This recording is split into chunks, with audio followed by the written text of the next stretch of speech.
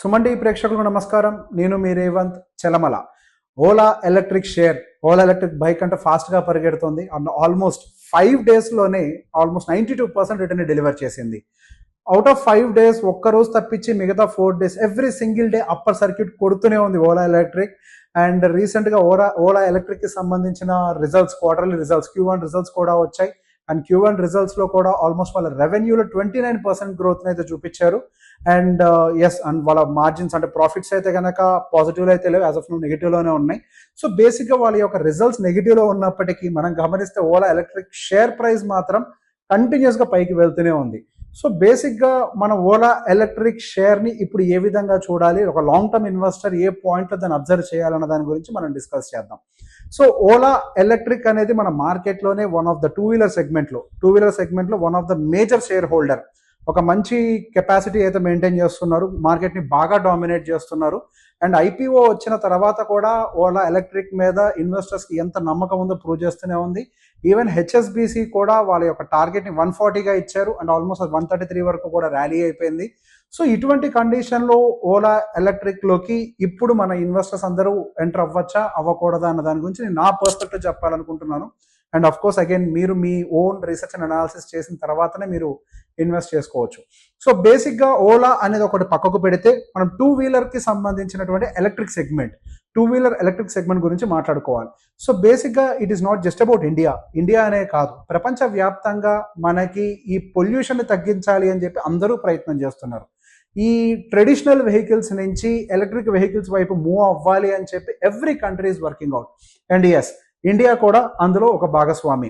And మనకి make in India అనే ఒక కాన్సెప్ట్ వచ్చిన తర్వాత మనకి ఎలక్ట్రిక్ వెహికల్స్ విషయంలో, పర్టికులర్గా టూ వీలర్ ఎలక్ట్రిక్ వెహికల్స్ విషయంలో ఇండియా కూడా ప్రపంచంలో పోటీ పడుతూనే ఉంది. అండ్ ఓలా అందులో మనకి ఒక మేజర్ షేర్ హోల్డర్గా అయితే కనిపిస్తుంది. అండ్ గోయింగ్ ఫర్దర్ వాళ్ళు ఇప్పటికే నెగిటివ్లో ఉన్నారు. ఏంటి? మార్జిన్స్ విషయంలో వాళ్ళ సేల్స్ పెరుగుతున్నాయి. సో ఇక్కడ మనం అర్థం చేసుకోవాల్సింది ఏంటి? వాళ్ళ యొక్క సేల్స్ పెరుగుతున్నాయి అని అంటే వాల్యూమ్స్ ఇంక్రీజ్ అవుతూ ఉంటాయి. ఎప్పుడైతే వాల్యూమ్స్ అనేవి ఇంక్రీజ్ అవుతూ ఉంటాయో వాళ్ళకి మ్యానుఫ్యాక్చరింగ్ కాస్ట్ అనేది కంట్రోల్లోకి వస్తుంది. Over the period of time డెఫినెట్గా ప్రాఫిటబుల్గా ఉండడానికి అయితే అవకాశాలు కనిపిస్తున్నాయి. And going further next in few years, maybe with in 4-5 years electric vehicle యొక్క మ్యానుఫ్యాక్చరింగ్ కాస్ట్ కూడా కిందకి రావచ్చు అనే అనాలిసిస్ ఎక్కువగా కనిపిస్తుంది. అండ్ మనకి ఎలక్ట్రిక్ వెహికల్స్లో మోస్ట్ ఎక్స్పెన్సివ్ పార్ట్స్ ఏంటి? డెఫినెట్గా బ్యాటరీస్. అండ్ బ్యాటరీస్ పరంగా కూడా మన ఇండియన్ మ్యానుఫ్యాక్చరర్స్ కూడా చాలా వర్క్ చేస్తున్నారు. అండ్ యాజ్ ఆఫ్ నో మనం బ్యాటరీస్ని కూడా కొంతవరకు బయట నుంచి అయితే ఇంపోర్ట్ చేసుకుంటున్నాం. అండ్ గోయింగ్ ఫర్దర్ మనం ఇంపోర్ట్ చేయడం కాదు, ఎక్స్పోర్ట్ చేసే సిచ్యువేషన్కి కూడా వెళ్తామనే నమ్మకం అయితే మన ఇండియన్ మార్కెట్లో ఉంది. సో ఎప్పుడైతే మనం ఎక్స్పోర్ట్ చేసే స్థాయికి ఎదుగుతామో అప్పుడు మన దగ్గర ఉన్నటువంటి మ్యానుఫ్యాక్చరింగ్ అంటే ఓవరాల్ ఈ అసెంబ్లింగ్ అంటే లైక్ బ్యాటరీస్ అయి ఉండొచ్చు అండ్ వెహికల్కి రిలేటెడ్ పార్ట్స్ అయి ఉండొచ్చు, ఎప్పుడైతే వాల్యూమ్ అనేది ప్రాపర్గా బిల్డ్ అవుతుందో అప్పుడు వాళ్ళకి ప్రాఫిట్ మార్జిన్ అనేది బాగా పెరగడానికి స్కోప్ కనిపిస్తుంది.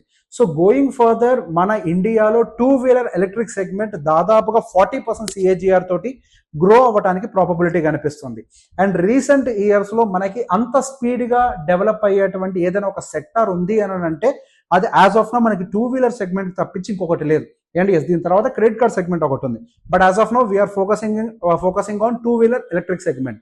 సో ఈ టూ వీలర్ ఎలక్ట్రిక్ సెగ్మెంట్ మన ఇండియాలో నెక్స్ట్ 10 ఇయర్స్ పాటు కూడా ఆల్మోస్ట్ ఒక 40% CAGR గ్రోత్ రేట్ని అయితే డెలివర్ చేయడానికి అవకాశం ఉన్నట్టుగా కనిపిస్తుంది. సో ఎప్పుడైతే వాల్యూమ్స్ అని బాగా బిల్డ్ అయ్యి అండ్ రీసెర్చ్ అనాలిసిస్ కూడా బాగా బిల్డ్ అయ్యి ఈ మ్యానుఫ్యాక్చరింగ్ కాస్ట్ అనేది కంట్రోల్లోకి వస్తుందో ఈ ట్రెడిషనల్ వెహికల్స్ నుంచి సహజంగానే అందరూ కూడా మెజారిటీ ఆఫ్ ద పీపుల్ అందరూ కూడా ఎలక్ట్రిక్ వెహికల్ సెగ్మెంట్కి మూవ్ అవడానికి ట్రై చేస్తూ ఉంటారు. అండ్ ఇనిషియల్ స్టేజెస్లో కొన్ని సమస్యలు ఉంటాయి, కొన్ని ఫెయిల్యూర్స్ ఉంటాయి. కానీ ఆల్వేస్ ఒకటే విషయం గుర్తుపెట్టుకోవాలి, ఏ ఒక ప్రోడక్ట్ ఫస్ట్లో వచ్చినప్పుడైనా కానీ కొన్ని ఫెయిల్యూర్స్ని చూస్తుంది. సో బేసిక్గా ఇప్పుడు వచ్చినటువంటి కొన్ని ఫెయిల్యూర్స్ని మనం చూసి ఫర్ ఎవర్ ఈ కంపెనీ బైక్స్ ఇలానే ఉంటాయి మనం డిసైడ్ అవ్వకూడదు. వచ్చిన ప్రతి ఫెయిల్యూర్ని R&D తోటి అప్గ్రేడ్ చేసుకుంటూ సస్టైన్ చేసుకుంటూ వస్తూ ఉంటారు. అండ్ అది ఒక్క ఓలాలోనే కాదు, అదర్ వాటిల్లో కూడా ఇష్యూస్ రిపోర్ట్ అవుతూనే ఉంటాయి. అండ్ ఎప్పుడైతే ఇష్యూస్ వస్తాయో వాటిని ఓవర్కమ్ చేసి మీరు గమనించి ఉండొచ్చు, ఓవర్కమ్ చేసి వాళ్ళు ఇప్పటి వరకు తర్వాత పెద్దగా ఏమి రిపోర్ట్ అయినటువంటి కేసెస్ కూడా లేవు. అండ్ ఈవెన్ దో వాళ్ళ యొక్క సేల్స్ కూడా ఎక్కడ డ్రాప్ అయినటువంటి సిచ్యువేషన్ లేదు. It is not just about the Ola electric, ఎటువంటి ఎలక్ట్రిక్ టూ వీలర్ యొక్క సేల్స్ కూడా ఇప్పుడు దాకా కింద పడ్డటువంటి పరిస్థితులు అయితే కనిపించట్లేదు. సో బేసిక్గా మనం కేవలం ఓలా ఎలక్ట్రిక్ ఒక్కదాని మీద ఫోకస్ చేయాలంటే అదొకటే కాదు, దాంతో పాటుగా ఎనర్జీ అండ్ రిసోర్సెస్ మీద కూడా మనం ఫోకస్ చేయాలి. ఇప్పుడు ఎంతటి ఓలా ఎలక్ట్రిక్ ముందరకు వచ్చినప్పటికీ దానికి సరిపడా సఫిషియంట్ ఎనర్జీ అనేది జనరేట్ అవ్వాలి. సఫిషియంట్ ఎనర్జీ జనరేట్ అవ్వాలి అని అంటే అగైన్ కోల్ మైన్స్ నుంచి జనరేట్ అయ్యే ఎనర్జీకి అంత ప్రిఫరెన్స్ ఇవ్వరు. సో సహజంగా సోలార్ అండ్ టర్బైన్ అంటే విండ్ రిలేటెడ్ ఎనర్జీస్ అంటే ఏవైతే మన ప్రకృతి హానికరంగా ఉండవో వాటికి సంబంధించి అంటే న్యాచురల్ ఎనర్జీస్ మీద ఎక్కువగా ఫోకస్ పెడతారు. And not just 2-wheeler and also 4-wheeler segment will also grow in the electric segment. And as of now we can see ప్రస్తుతం మనకున్నటువంటి కండిషన్లో మన గవర్నమెంట్ కూడా రానున్న నెక్స్ట్ 2-3 couple of years అయితే ఈ ఎలక్ట్రిక్ సెగ్మెంట్ వెహికల్స్ కి వాళ్ళ యొక్క సపోర్ట్ ని కంటిన్యూ చేస్తారన్నట్టుగానే కనిపిస్తుంది. సో అంటిల్ ద గవర్నమెంట్ వాళ్ళు ఎంతవరకు అయితే సపోర్ట్ చేస్తూ ఉంటారో ఆ పర్టికులర్ పీరియడ్ అయితే మాత్రం డెఫినెట్ గా ఒక రాకెట్ స్పీడ్ తోటి అయితే ఆ ఇండస్ట్రీ గ్రో అవ్వడానికి సహజంగానే అవకాశాలు ఉంటాయి. మనం గమనించే ఉంటాం, అటు ఇన్ఫ్రాస్ట్రక్చర్ అయి ఉండొచ్చు, డిఫెన్స్ అవ్వ ఉండొచ్చు, వీటన్నిటి మీద ఎప్పుడైతే ప్రభుత్వం ఫోకస్ పెట్టిందో అవి ఎలా అయితే పరిగెట్టాయో అండ్ ఇప్పుడిప్పుడే మనకు ఒక రకంగా 2-wheeler ఎలక్ట్రిక్ సెగ్మెంట్ అనేది మన ఇండియన్ మార్కెట్ లోకి ఎంటర్ అయింది. అండ్ ఎంటర్ అవటమే కాదు, దాని మీద ఒక స్టాక్ కూడా వచ్చింది. అండ్ ఇది ఇక్కడతోటి అయిపోలేదు, ఇది జస్ట్ ప్రారంభం మాత్రమే. అంటే నేను స్టాక్ గురించి చెప్పట్లేదు, ఎంటైర్ సెగ్మెంట్ గురించి కూడా చెప్తున్నాను. ఇది కేవలం ప్రారంభం మాత్రమే.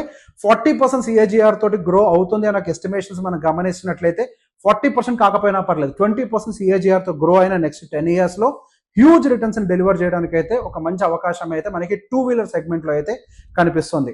సో వాటితో పాటుగా ఈ సోలార్ ప్యానెల్స్ ఎవరైతే తయారు చేస్తుంటారో వాళ్ళకి సంబంధించి ఇట్లాంటి వాటి మీద కూడా కొంతవరకు ఫోకస్ పెట్టాలి. అండ్ పర్టికులర్ గా బ్యాటరీ మ్యానుఫ్యాక్చరర్స్ మీద కూడా మంచి ఫోకస్ పెట్టాలి. బ్యాటరీ మ్యానుఫ్యాక్చరర్స్ వాళ్ళ R&Ds ని డెఫినెట్ గా అప్గ్రేడ్ చేయడానికి ట్రై చేస్తూ ఉంటారు. ఎవరైతే తక్కువ ప్రైస్ లో ఎక్కువ రేంజ్ ఇచ్చేటువంటి బ్యాటరీస్ ని మ్యానుఫ్యాక్చర్ చేస్తూ ఉంటారో సహజంగానే కంపెనీస్ యొక్క ఆర్డర్స్ వాళ్ళకి ఎక్కువ వెళ్తూ ఉంటాయి. ఇప్పుడున్నటువంటి major problem in electric vehicles is వాటి యొక్క travelling range. So travelling range తో పాటుగా వాటి యొక్క ప్రైస్ ని కూడా కట్ డౌన్ చేయాలి. సో ఈ రెండింటిని ఎవరైతే ఏ manufacturer of battery manufacturer address చేస్తారో వాళ్ళ యొక్క స్టాక్ కూడా మంచిగా పెరగడానికి అయితే అవకాశం ఉంటుంది. సో నేను ఎక్కడా కూడా నేను ఏ స్టాక్ కూడా కొనమని కానీ అమ్మమని కానీ నేను ఎప్పుడు సజెస్ట్ చేయకూడదు. I'm not a SEBI registered analyst. కేవలం ఈ సెగ్మెంట్స్ మీద నాకున్నటువంటి అనాలిసిస్ ని మాత్రమే మీకు ఇవ్వగలుగుతాను. ఈ అనాలిసిస్ కనుక మీకు నచ్చినట్లయితే మీ వాళ్ళందరికీ షేర్ చేయండి. Thank you very much.